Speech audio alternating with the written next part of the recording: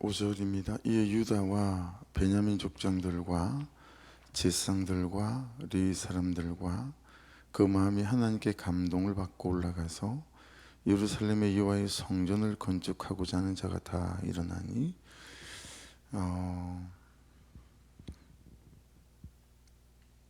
그 마음이 하나님께 감동을 받고, 그 마음이 하나님께 감동을 받은 사람들이 나옵니다. 그렇죠? 근데 여러분, 감동을 받는 것과 올라가는 것 사이에 간격이 있다는 거 경험해 보시죠. 그리고 또 올라가서에서부터 예루살렘의 여호와의 성전을 건축하는 자가 건축하고자 다 일어나니 거기에도 간격이 있어요. 그렇죠? 그러니까 참 순종에는 간격이 있는 것 같아요. 마음의 감동을 받는, 거기도 전적인 하나님의 은혜지만 참 쉽지 않지만 그 감동이 있어도 올라가는 것과의 사이에 간격이 있고, 또 건축하고자 다 일어나는 얼마나 많은 대가지불이 필요했겠어요. 그렇죠. 70년 살고 있던 그 땅에서 간절한 기대가 있었을까요? 어땠을까요? 그들이 바벨론에 간 다음에 회당이, 여러분, 거기에서부터 출발을 하거든요. 예루살렘 성전은 떠나왔고, 그래서 그들이 집을 지을 때도 예루살렘을 향하여 창문을 내고, 그리고 누울 때도 예루살렘이 바라보이게 누워서 잠을 잤다라고 해요. 그랬으니 그 간절한 기도와 열망들이 왜 없었겠어요, 그죠? 그랬지만 한 70년 어간이 지나가며 그도 사람이고 우리도 사람인데 식어지잖아요. 사람의 마음이라는 게 그렇지 않습니까? 아무리 사랑했던 아내고 남편이어도 사고 나서 병원에 몇 년씩 들어놓고 나니까 이게 시들해지는 거죠. 그러니까 참 그 간격이 있을 터인데, 감동을 받고 그 다음에 올라가서 예루살렘의 여호와의 성전을 건축하고자 하는 자 다 일어났다라고 말씀하고 있습니다. 여기서 마음은 우리가 일반적으로 많이 보는 레바브나 또 레브, 속사람이 아니고요, 여기에 마음은 루아흐란 단어가 기록이 되어져 있습니다. 루아흐. 그러니까 사람의 어떤 결단 앞에 있는 거예요. 루아흐는 또 사람의 결단하게 하고 이 정도가 아니라 그 사람의 죄를 깨닫게 하고 거기서 오는 통회와 자복, 이런 것들을 통해서 하나님의 뜻을 분별하고 그런 하나님의 은혜를 말하는 게 여기에 지금 기록된 마음이에요. 그러니까 그들이 마음이 하나님께 감동을 받았다라고 하는 것 뒤에 그 감동도 우르거든요. 우르, 각성하다, 회개하다, 깨다, 이런 뜻을 갖고 있어요. 그러니까 하나님은 하나님의 일을 그 마음에 감동을 받은 사람들을 통해서 하시는데, 만일에 하나님께서 하실 일이 있어서 이제 광고를 내는 거죠. 구인 광고를 금천 역전 같은 데나 큰 어디 역전이나 이런 데 가면 큰 광고판 있잖아요. 요즘은 LED로 되어진 그런 구인 광고를 내신다면 첫 번째 지원 자격 1, 그 마음이 하나님의 말씀에 감동을 받아서 자기 죄가 보이고 인정이 되고 고백이 되어지는 그런 사람이 기본적인 하나님의 구인 광고의 자격 조건이 되어지지 않을까라고 하는 거죠. 묵상간증 한번 넘어가 볼게요. 여러분, 묵상간증 넘어가 보세요. 두 번째 단락까지만 제가 좀 읽어볼게요. 제가 10살 때 아버지의 외도로 부모님은 이혼하셨고, 그 아버지의 재혼으로 저는 새어머니와 살게 되었습니다. 이런 가정 환경이 수치스러워 남들에게 들키지 않으려고 거짓말하니 마음이 늘 불편했습니다. 그러다 저는 믿음의 공동체로 인도되어 말씀으로 자기 삶과 죄를 솔직히 나누는 지체들의 모습을 보고 마음이 열려 제 이야기를 할 수 있었습니다. 아버지를 간통죄로 고소하고 매정하게 떠난 친어머니를 향한 미움과 원망, 저와 동생들을 키우느라 고생하신 새어머니에 대한 고마움과 부담감을 나누었습니다. 그러면서 제 안에 피의식과 열등감, 뿌리 깊은 인본주의를 보게 되었습니다. 또한 유다 백성을 기꺼이 도운 사면 사람들처럼 하나님이 새어머니로 하여금 저를 키우게 하신 것을 깨달았습니다. 그러자 가족의 사연으로 인한 복잡한 감정에서 벗어나 친어머니와 새어머니를 객관적으로 바라보게 되었습니다. 이해함이 생겼다고 하는 것이죠. 시작이 뭐였습니까? 두 번째 단락의 첫 번째 줄, 그러다 저는 믿음의 공동체로 인도되어 말씀으로 자기 삶과 죄를 솔직히 나눈 지체들의 모습을 보고, 이게 여러분 지금 마음이 하나님께 감동을 받은 사람들이겠죠. 이런 걸 보면 하나님께 마음이 감동을 받은 사람들은 또 다른 하나님께 마음에 감동이 받은 사람들을 낳는다 라고 하는 것을 알 수 있죠.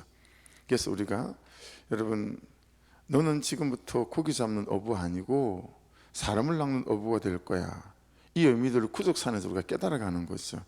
야, 그게 그냥 전도하는 사람 뭐 이게 아니라 오늘 말씀처럼 그 마음이 하나님께 감동을 받아서요, 자기 죄를 시인하고 고백하고 나누면서 또 다른 사람을 낳는 거예요. 낳는 거죠. 그 마음이 하나님께 감동을 받는 사람을 낳는 거예요. 그래서 그도 이제 자기 죄를 보고 나니까 어떻게 돼요? 자기를 두고 매정하게 떠난 친어머니에 대한 이해함, 객관화가 되는 거죠. 원망만 했는데. 그리고 자기를 키워주신 새 엄마에 대한 또 객관화, 그렇죠. 얼마나 힘이 더 들었을까.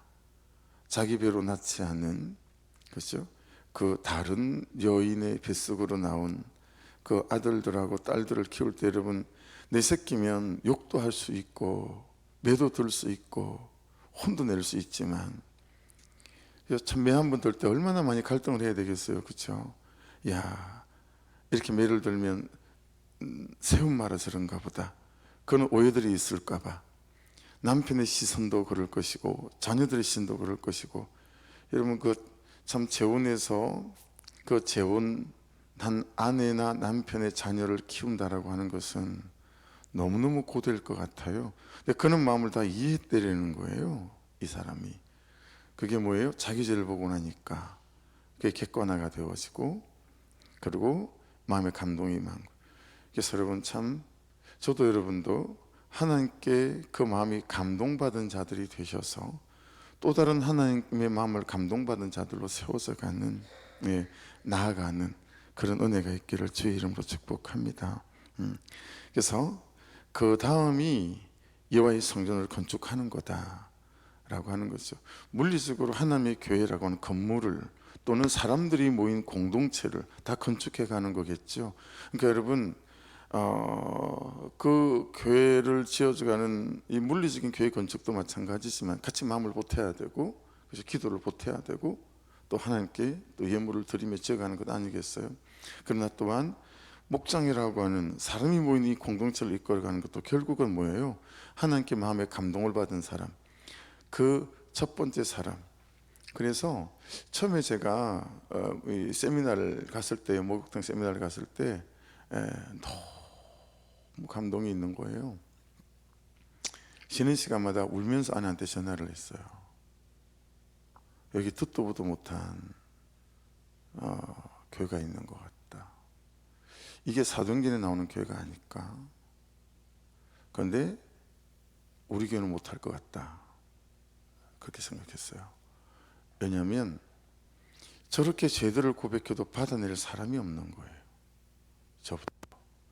누가 저렇게 자기 죄를 고백하는 사람들을 받아낼 수 있을까? 아무렇지도 않은 것처럼 받아낼 때 사실은 그 죄가 저의 죄예요 라고 말하는 사람들이 누가 있을까? 우리 교회는 안 되겠다.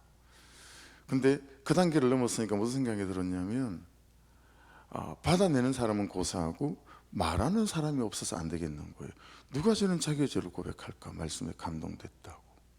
야, 이건 그냥 뭐 이 세상에 이 교회만 이런 교회지, 이건 기존 교회는 어렵겠다.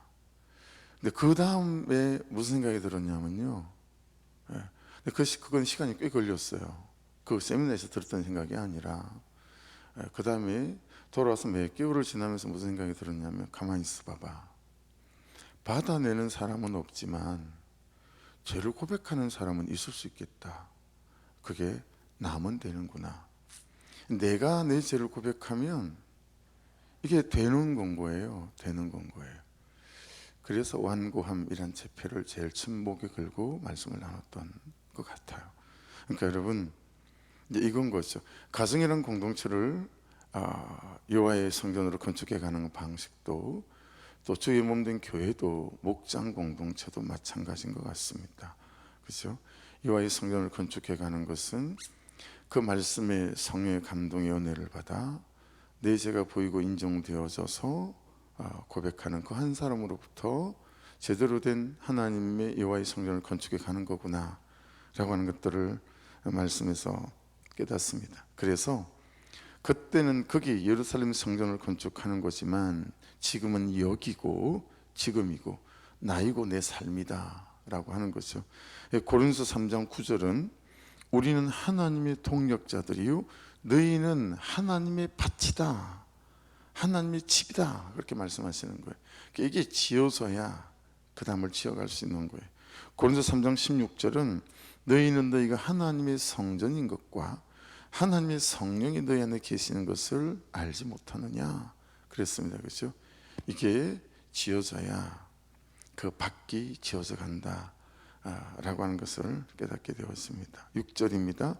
그 사면 사람들이 밑줄입니다. 그 사면 사람들이 은그릇과 금과 물품들과 짐승과 보물로 덮고 그 외에도 밑줄입니다. 예물을 기쁘게 드렸더라. 그 사면 사람들이 예물을 기쁘게 드렸대요. 여러분, 이 사면 사람들은 지금 5절에 나오는 유다와 베냐민 족장들과 지상들 이 사람들이 아니에요. 이 사면 사람들은 여러분 바사 사람들이에요. 또는 바사가 멸망시킨, 그렇죠? 바벨론 사람들일 수도 있겠죠. 또는 이미 오래전에 망했던 아수르 사람들일 수도 있겠죠. 그러니까 이스라엘 백성들을 제외한 다른 사람들이에요. 그렇죠? 포로로 잡혀온 유다 백성 말고 다른 사람들이에요. 바사 사람들, 바벨론 사람들, 그들이 그럴 이유가 없잖아요. 그렇죠? 근데 여러분 4절에 보시면 어제 큐티 본문에 그 남아있는 백성이 어느 곳에 머물러 살든지 그곳 사람들이 뭐 우리나라 같으면 목포에 살던 사람이든 다 흩어져 살았지 않겠어요? 바사에, 그죠? 바벨론에, 뭐 요 위쪽에 뭐 서울에 살고 있는 사람이든 그 남아 있는 백성이 어느 곳에 머물러 살든지 그곳 사람들이 마땅히 은과 금과 그 밖의 물건과 짐승으로 도와주고 그 외에도 예루살렘에 세울 하나님의 성전을 위하여 예물을 기쁘게 드릴지니라 했더라. 누가 그랬어요? 고레스가 그 칙령을 발표했어요. 그래야 한다. 그렇죠? 그랬더니 지금 그 사면 사람들이 예물을 기쁘게 드렸더라 그랬어요. 참 여러 가지가 묵상 지점이 돼요. 야, 그 고레스 칙령 때문에 이 바사 사람들이 다 이랬단 말이야. 그럼 우리는 하나님께서 말씀하실 때 그러나, 하나님의 감동을 주실 때 그러나, 이런 것도 묵상이 되어지고, 그렇죠? 야, 도대체 하나님을 믿는다라고 하는 게 뭘까? 이 사람들은 자기 왕이 그럼에도 불구하고 자기들의 모든 것을 다 꺼내놓고 이렇게 기쁘게 예물을 드렸대잖아요. 기쁘게 예물을 기쁘게 드렸는데 그 사면 사람들이 우리보다 낫지 않나? 나보다 낫지 않나? 라고 하는 거죠. 그죠? 그래서 참 우리를 돌아보게 만듭니다. 어쩌면 그들의 주인이었고 원수였고 적이었던 사람들이고, 그렇죠? 이 사람들이 돌아감으로 말미암아 너무나 많이 손해를 보는 사람들이지 않을까요? 자기들은 그럼에도 불구하고 그 사면 사람들이 예물을 기쁘게 드렸다 그렇게 말씀합니다. 거기 여러분 예물도 있죠. 예물을, 그 예물을 그 원어를 봤더니 콜이라고 되어 있더라고요. 이거 굉장히 많이 나오는 단어인데 이건 모든 것을 전체를 이는 뜻이에요. 그러니까 예물을 드리는데 여러분 요만한 거, 그렇죠? 이런 거 드리는 거 아니라는 거예요. 자기 거 좋은 거 다 10가지를 제끼고 난 다음에 그냥 쓰레기통에다 버려도 될 만한 거, 그걸 드렸다는 얘기가 아니에요. 근데 우리는 그러잖아요. 하나님 앞에 예물을 그렇게 드리지 않나요? 시간도 그렇게 드리지 않나요? 안 그런 분도 우리 교회는 되게 많은 것 같은데, 이제 우리가 그런다라고 하는 거죠. 근데 이 사람들은 모든 것을 전체를 그들의 필요를 다 채웠다라고 하는 거예요. 네, 그렇죠? 그들의 필요를 다 채웠다. 여러 가지로 묵상하게 만드는 대목이죠. 기쁘게 드렸더라 나다브입니다. 자원하여 절거이, 그리고 다른 사람들이 함께 할 수 있는 동기를 유발시키는 드림이었다라는 거예요. 아니 하는데 너무 행복해 보이고 즐거워 보이는 거예요. 자기 걸 드리는데. 아니 내 걸 다 내놓는데 뭐가 그렇게 즐거워? 근데 그가 즐거워하는 이유들을 말하는 걸 보면서 나도 드려야 되겠네 라고 하는 게, 여러분, 그게 기쁘게 드렸더라 나다브의 뜻입니다. 자원하여 드리고 즐거이 드리고 다른 사람들까지 동기유발을 일으킬 수 있는 내어드림. 예. 그래서 그런 게 있지 않나요? 차라리 안 하고 말지. 저렇게 원망하고 불평하고, 여러분 하나님 일 그렇게 하지 않나요? 아내의 삶, 남편의 삶 그렇게 하지 않습니까? 부모의 삶도 그렇게 하지 않습니까? 옆에 쳐다보면 차라리 부모 하지 말지. 근데 그 안 할 수 없는 걸 하긴 하는데, 옆에 쳐다보면 너무 안타까워요. 맨날 원망하고 판단하고 비판하고 정죄하고, 그죠? 그냥 입에 그냥 욕이 붙었고 비판이 붙었고 정죄가 붙었고 그러면서 그냥 하잖아요. 품고 있는 사람도 너무 안타까워요. 근데 참 현실이 어려운 걸 알면도 불구하고 그 사람이 기쁘게 그 현실을 살아내는 거죠. 저는 이게 오늘 적용점이었어요. 대출로 계속 막 시달리니까 이수로 내고 나면 이수로 내라 그러고, 이수로 내고 나면 이수로 내라 그러고. 어제도 뭐 바빴어요. 오전에는 주인을 만나서 동사무소를 갔다가 저녁에는 다시 주인 집에 또 사과 한 상자 사들고 또 갔다가 또 도장 하나 받고 뭐 이런 거예요. 너무 고달픈 거예요. 그리고 그냥 무리한 요구들을 막 하고 막 이러니까 상황은 엄청 급한 상황이라 해서 그냥 둘이서 교회에서 잤어요. 아내랑. 전 기도할 마음이 안 생기는 거예요. 기도할 마음이 안 생기는 거예요. 너무 지쳐가지고 빨리 자고 좀 일어나야 되겠다. 그리고 다시 이제 전 좀 일찍 자고 3시 반에 눈을 뜨고 아내는 성경에서 기도하고. 여러분 기도해 주십시오. 그런데 아침에 이제 3시 반에 일어나서 기도를 하면서 기쁘게 드렸더라, 여기에 이제 턱 걸린 거예요. 야, 자기 땅 사는 거 아니잖아요. 자기 살림살이 늘리는 거 아니잖아요. 그죠? 자기 애 학교 보낸다고 뭐 여러분 학비 보탠 거 아니잖아요. 그냥 이 사람들은 가고 말 사람들이, 다시 안 볼 사람들이에요. 근데 여러분 자기 예물들을 기쁘게 드렸더래요. 기쁘게. 그죠? 그들의 필요를 다 채웠대요. 쳐다보면서 뭐가 저렇게 즐거울까? 그거 보면서 이게 적용점이 되더라고요. 야, 맞아. 내가 내 일 하는 것도 아니고 하나님 일 하는 건데 누가 봐도 싱글싱글하게 그렇게 또 이 하루를 감당해야 되겠다. 어제 저녁에는 오늘 오전에도 또 막 처리해야 될 일이 있어요. 오늘 오전에도 서류를 또 2개를 보내야 되고, 또 핸드폰에 뭘 깔아야 또 이자가 유리해야 되는데, 제가 아이폰이 있는데 아이폰 비밀번호가 기억이 안 나는 거예요. 아무리 눌러봐도 이게 또 5번 이상 누르면 또 하루가 지나야 되잖아요. 그래서 막 했더니, 신청했더니 오늘 오전 몇 시에나, 이게 아이폰은 언제 이걸 시작할 수 있게 만드는지 몰라요. 삼성하고 달라요. 이건 그렇게 메일을 보내면 그냥 자기들이 그냥 주고 싶을 때, 자 지금부터 그럼 이 비밀번호 바꾸는 작업을 시작해 보십시다 라고 이제 콜이 와요. 근데 그게 언제 올 줄 모르는 거예요. 근데 그래서 어제 핸드폰을 바꿔야 되나 생각을 했는데, 어제 제가 그걸 보낸 시간에 오전 한 11시쯤인가요? 이게 콜이 온다고 해서 기다려보는, 안 그러면 오늘 또 핸드폰을 바꿔야 돼요. 삼성 갤럭시로. 뭐 그런 거예요. 하나하나가 너무 한 곱이 넘고 나면 한 곱이가 있고 이런 거예요. 그래서 막 마음이 너무 일그러졌어요. 마음이, 감정도 일그러지고. 근데 아침에 이걸 다시 말씀을 보면서 이 말씀 잘 순종해야 되겠다, 내가 기쁘게 드려야 되겠다. 여러분 그런 거 있으시죠? 예, 너무 지금의 삶의 자리와 역할들을 원망하고 불평하면서 누가 봐도, 예. 그래서 여러분 좀 이 시대에 우리 이제 자매들이 결혼 안 하려고 하잖아요. 그게 엄마를 보고 그런 거 아닐까요? 엄마 아빠의 결혼 생활을 보고 그런 거 아닐까요? 돕지 않는 아빠의 모습을 보면서 내가 결혼해도 똑같겠다.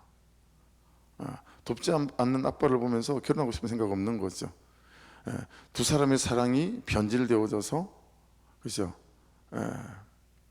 아빠는 아들 앞에서 엄마 욕을 하고, 엄마는 딸 앞에서 아빠 욕을 하고, 그러니 무슨 가정에 권위가 서고, 그죠?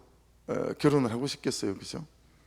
우리가 만들어내는 삶이다. 다른 사람들이 함께 할 수 있는 동기를 유발시키는 삶은 고사하고, 야, 예수를 믿는 게 저렇게 좋을까? 목사의 삶이 저렇게 감격이 있을까? 이래야 되는데, 그죠? 그래서 참 목사의 책임이 크다.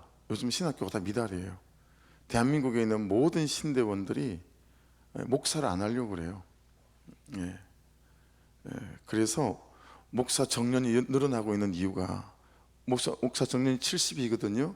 근데 목사 정년을 거의 다 75살로 다 늘리고 있는 중이에요. 왜냐하면 시골 교회 같은데 후임자가 안 와요. 근데 20명 모이고 30명 모이고 10명 모이더라도 교회를 또 폐쇄시킬 수는 없잖아요. 하긴 더 해야 하고. 근데 후임자는 안 오고, 그래서 목사 정년을 늘리고 있어요. 그건 누구의 책임도 아니죠. 목사의 삶이 아름다워 보이지 않았던가 봐요. 그렇죠? 시대 정신도 있겠으나. 그래서 여러분, 저와 여러분이 기쁘게 드리는 은혜가 있기를 주의 이름 축복합니다. 7절 보십시오. 고레스 왕이 또 여호와의 성전 그릇을, 자 밑줄 쳐보세요. 꺼내니, 야차라는 단어입니다. 이끌어내게 하다입니다. 꺼내니, 고레스 왕이 여호와의 성전 그릇을 꺼내니. 여러분 성전 그릇이 뭐예요? 예배 드릴 때 사용하던 그릇이죠. 8절로 가보시겠어요? 바사왕 고레스가 창고지기 미드르닷에게 명령하여 그 그릇들을 꺼내어, 거기도 밑줄을 쳐보십시오. 꺼내요.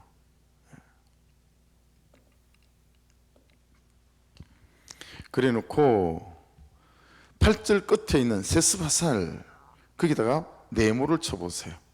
꺼내니 밑줄 치셨죠? 8절도 꺼내어 밑줄 치셨죠? 세스바살, 거기 박스 하셨나요? 그리고 세스바살의 뜻을 적어 보십시오. 불의 예배자. 세스바살 이름의 뜻이 불의 예배자예요. 의미 심장하죠. 옛날에 예배 드릴 때 쓰던 성전 그릇이 다 어떻게 됐어요? 전부 다 여러분, 이 느부갓네살이 자기들의 이방 신전에다 다 밀어넣어놨어요. 근데 지금 고레스가, 아니 여러분 생각해 보세요. 이게 상당히 의미가 있는 부분이에요. 그냥 포로만 돌려보내면 되잖아요. 그렇지 않아요? 사람만 돌려보내면 될 거 아닙니까? 근데 고레스가 뭘 하냐면, 그 예루살렘의 성전에서 예배 드릴 때 사용했던 모든 그릇을 느부갓네살이 싹 가져와 가지고 자기 이방 신전에다 싹 넣어놨어요. 70년간이나 보관을 해놨어요. 근데 그걸 전부 다 끄집어내 가지고 누구한테 줬다고요? 유다 총독에게 주는데, 그 세스바살의 이름이 뭐냐면 불의 예배자예요. 얼마나 예배를 목숨 걸고 드렸으면 그 이름이 불의 예배자였을까요? 그 세스바살에게 넘겨주는 거예요.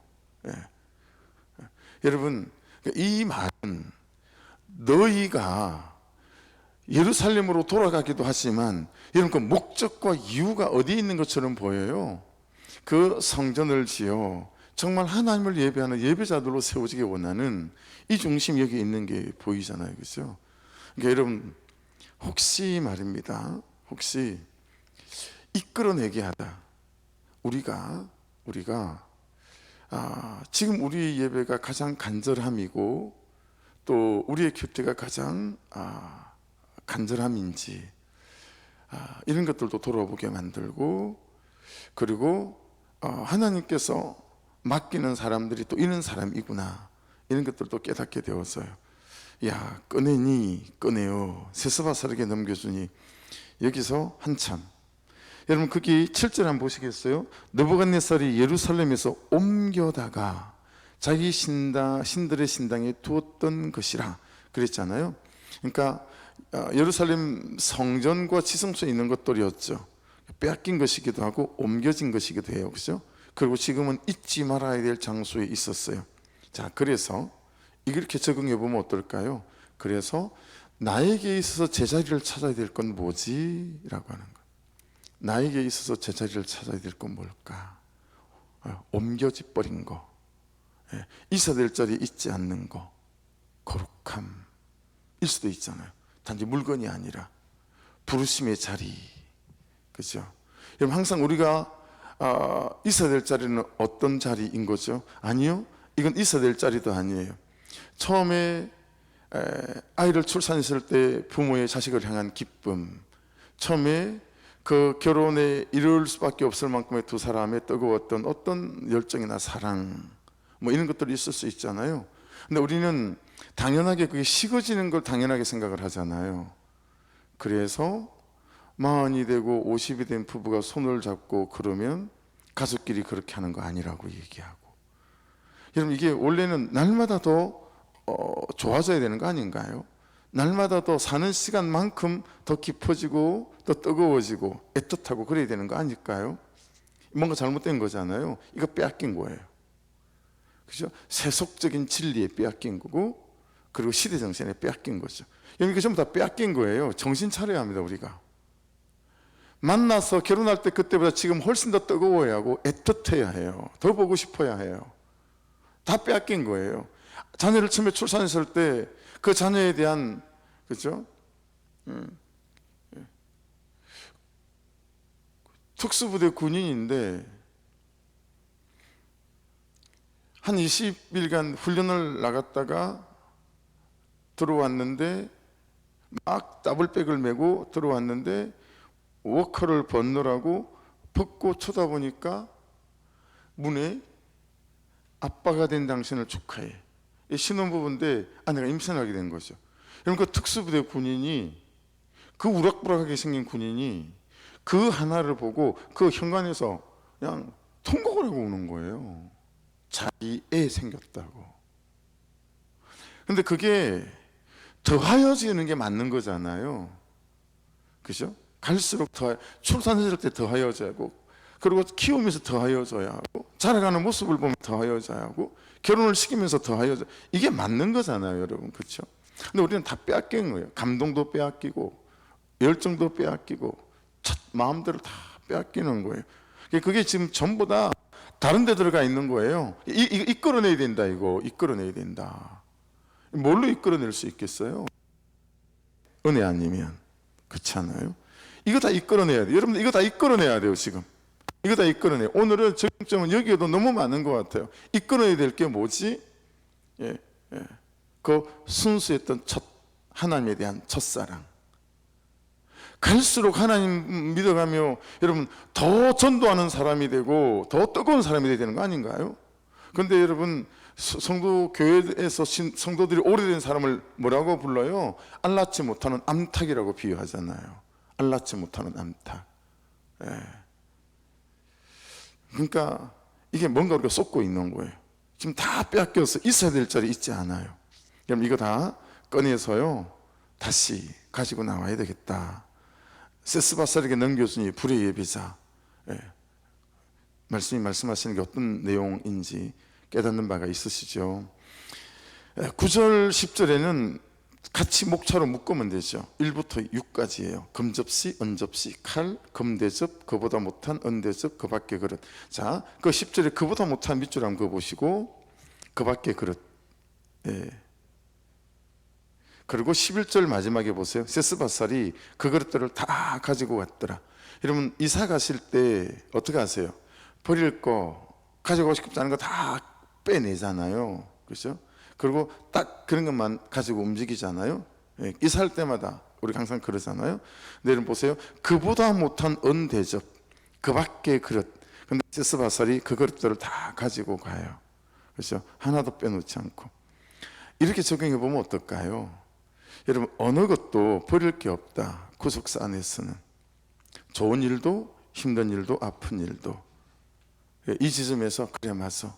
지금 이 과정도 내가 힘이 들고 아프고 외롭고 그렇지만 구속사 안에서 버릴 게 없는 거야. 그래야 이래야 참 하나님 내가 할 수 있는 게 아무것도 없습니다라는 고백도 되어질 거고, 마사요 하나님 다 하나님 하셨습니다 라는 고백도 되어질 것이고, 그죠? 그리고 나의 죄를 보는 시간도 되어질 것이고, 나의 구속사를 이루는 소품들입니다. 모두가 다 가지고 가잖아요. 세스바살이. 다윗에게 13년 버리고 싶었을까요? 아니요. 그 도망다니는 삶이, 그 간절했던 밤들이 없었다면 다윗이 될 수 없었겠죠. 여러분, 요셉의 보디발의 종노릇 10수년간이 그거 요셉이 기억도 하고 싶지 않았을 기억이었을까요? 다 구속사의 소품들이었어요. 보디발의 아내 때문에 감옥 생활했을 때 제가 제일 안타까웠을 시간은, 여러분, 감옥에 들어갔는데 떡 맡은 간장, 술 맡은 간장이 왔잖아요. 그리고 꿈을 해몽했잖아요. 그리고 여러분, 술 맡은 간장이 내가 나가면 바로 너를 찾을게 2년 동안 안 찾아왔던 그 시간이 저는 요셉에게 가장 힘들었던 시간이었을 거라고 봐요. 근데 그것도 요셉의 구속사를 이루어가는 소품이었다라고 하는 거죠. 그때가 하나님의 침묵이라고 느껴졌을 거니까요. 하나님의 침묵조차도 여러분 우리의 구속사를 이루는 소품인 줄로 믿습니다. 그래서 우리가, 제가, 여러분이 이곳에서, 여기에서, 이 처지에서 하나님을 영화롭게 할 수 있는 그런 인생이 될 수 있다라고 말씀합니다. 주일에 나눴던 말씀 기억하시죠? 요한복음 17장 4절. 아버지께서 내게 하라고 주신 일을 내가 이루어 아버지를 이 세상에 영화롭게 했다. 그렇죠? 그래서 무엇이 되어서 아니고, 무엇을 갖추어서 아니고, 그러지 않아도 된다. 그리스도인은 세상이 말하는 그럴싸한 결과로 하나님께 영광을 돌리는 사람이 아니고, 그리스도인은 세상이 말하는 결과로 성공을 말하는 사람이 아니고, 그렇죠? 그냥 우리는 과정을 살아내는 사람, 그 과정을 말씀 앞에 순종해가는 그 삶으로 하나님을 영화롭게 하는 사람, 하나님 하신 말씀에 대답하는 과정과 하나님 하신 말씀에 몸부림치며 반응하는 과정으로 하나님을 영화롭게 하는 주의 백성이다 라고 우리가 말씀을 나누었었습니다. 다시 여러분 말씀 앞에 서서 이방신전에 그냥 꽂아놓은 보릿자루처럼 갖다 놓은 그런 것들을 다시 이끌어 나오시는 은혜가 있으셔서 처음 사랑들이 회복되어지는 그런 은혜가 있기를 원하고, 또 사람을 낚는 어부라고 하는 개념이 참 여기에서는, 그렇죠, 이 드렸더라, 예물을 기쁘게 드렸더라, 이걸 보면서 야, 다른 사람들이 함께 할 수 있는 동기를 유발할 만큼의 절거히 드리는 삶, 여기에서도 또 깨닫는 바가 있습니다. 우리 말씀 붙잡고 기도하고, 해숙간사님, 해숙간사님을 위해서 기도했으면 좋겠고, 유튜브는 끊어주시고, 끊으셨죠? 집사님. 대출을 위해서 기도해 주십시오.